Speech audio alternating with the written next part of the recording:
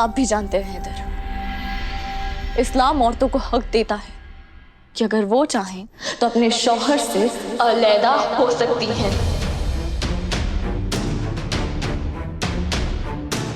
पर मैंने ऐसा नहीं किया।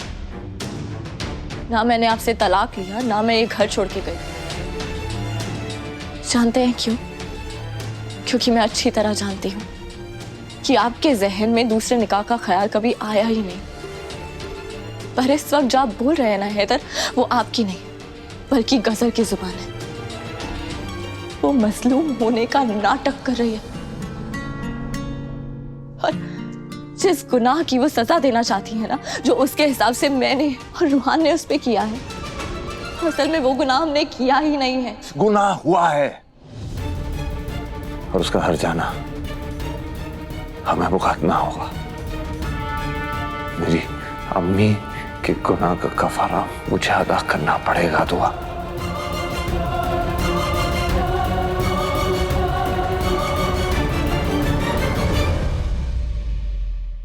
अम्मी से कोई गुनाह नहीं हुआ है हैदर, वो बस एक गलती थी जिसकी सजा वो आज तक भुगत रही है। उन्होंने गजल को एक बेहतर जिंदगी दी, उसके अम्मी अब्बू से ज्यादा उसे प्यार दिया। और क्या चाहिए उसे? देखिए उसकी बातों में मत आइए। मैं किसी की बातों में नहीं आ रहा हूं दुआ।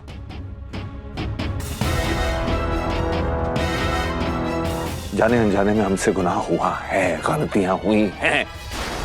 उसका बचपन उससे छीन लिया गया, उसकी मोहब्बत उससे बिछड़ गई, उसके माँ बाप उससे छीन लिए गए। तुम्हें लगता है जो उसके साथ इस निकाह के दौरान हुआ है कोई उसे अपनाएगा? उसके जख्म इतने गहरे हो चुके हैं कि मरहम भी काम नहीं आएगा। ये निकाह ही उसकी तकलीफें कम कर सकता है।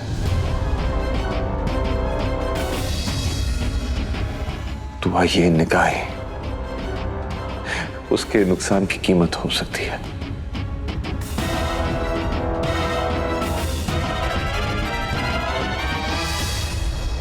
इतनी बड़ी कीमत? आप मेरा घर तोड़ के उसका आशियां आबाद करना चाहते हैं? उसका निकाह टूटा है ना, मैं उसका निकाह करवाऊंगी, अच्छा सा लड़का ढूंढूंगी, अच्छा खानदान ढूंढूंगी, वो हमेशा खुश रहेगी। पर मैंने आपसे कहा था ना मैंने कि वो आपसे निकाह करना चाहती है, रूहान से नहीं। हैदर गजल रूहान से नहीं, आपसे निकाह करना चाहती है। वो अपने अम्मी अब्बू का बदला लेने यहाँ आई है। शुरू से ही उसकी नजर आप पे थी। गजल ने रूहान से कभी मोहब्बत की ही नहीं, उसकी मंजिल आप है हैदर, वो आपसे मोहब्बत करती है। जब से आपने उसकी जान बचाई है ना, तब से वो आपके प्यार में पागल है। हैदर, नेक दिली और ईमानदारी आपकी ताकत है। गजल को उसका फायदा मत उठाने दीजिए, अपनी नेक दिली को कमजोरी मत बनने दीजिए। हैदर बहुत नेक है और उसकी नेक दिली ही उसकी कमजोरी है। तुम्हें उसकी कमजोरी पर वार करना होगा। मतलब ये गुल्लो कि तुमने बिल्कुल सही कहा था। दुआ हैदर को मुझसे निकाह करने की इजाजत कभी नहीं देगी। दुआ उसे समझाएगी, उल्टी सीधी पट्टी पढ़ाएगी और मेरे खिलाफ कर देगी। और हैदर मियाँ अपनी बीवी के खिलाफ जाकर मुझे अपनाने से तो रहे, वो मुझे गलत समझ बैठेंगे। तो बस यही तुम्हें हैदर को ये गलत सोचने से रोकना है। क्या गजल, ये तुम कैसी बातें कर रही हो? मैं भला किसी को सोचने से कैसे रोक सकती हूँ? मैं बताती हूँ। तुम्हें एक तोहफा दिया जाएगा गुल्लो बेगम, जो तुम्हें जाकर हैदर को देना है। और फिर देख, हैदर साहब ना चाहते हुए भी मुझ तक दौड़ कर आ जाएंगे। नहीं आया तो तुम आ जाना अपने बेटे की लाश लेने के लिए।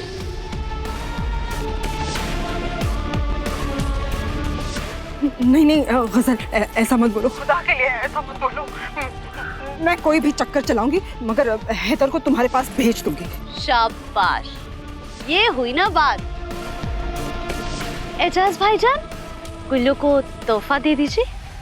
ओके। तुम उसके लिए लड़का भी ढूंढ लोगी, उसका निकाह भी करा दोगी, लेकिन जो इज्जत सरेआम सबके सामने उसने गवाई है उसका क्या?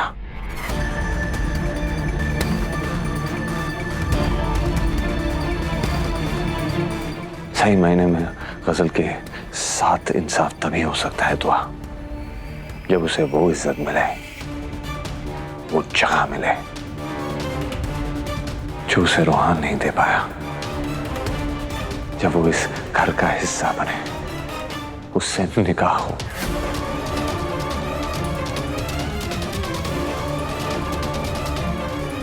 गजल की जिंदगी संवारने का यही तरीका है दुआ, और कुछ नहीं।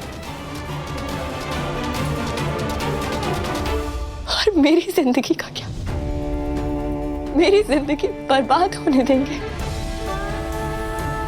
गजल की जान बचाने के लिए, उस बेहया की जान बचाने के लिए आप मुझे मौत से बदतर जिंदगी देंगे।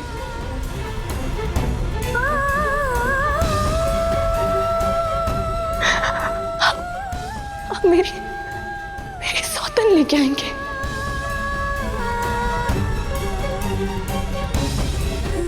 ये गुनाह है। किसी को मरने से बचाना दुआ गुनाह नहीं, नेकी का काम होता है। किसी बेसहारे को जिंदगी देना सवाब होता है दुआ। दूसरे निगाह से तुम खुदा की किताब इन हालातों में मना नहीं करती है। शायद यही अल्लाह की मर्जी है। ये खुदा की मर्जी नहीं है, एक मर्द की खुदगर्जी है।